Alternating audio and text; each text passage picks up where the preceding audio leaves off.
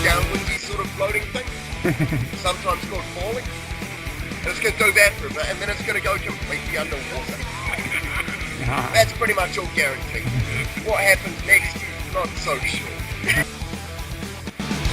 It's 3 o'clock in the Triple Rock.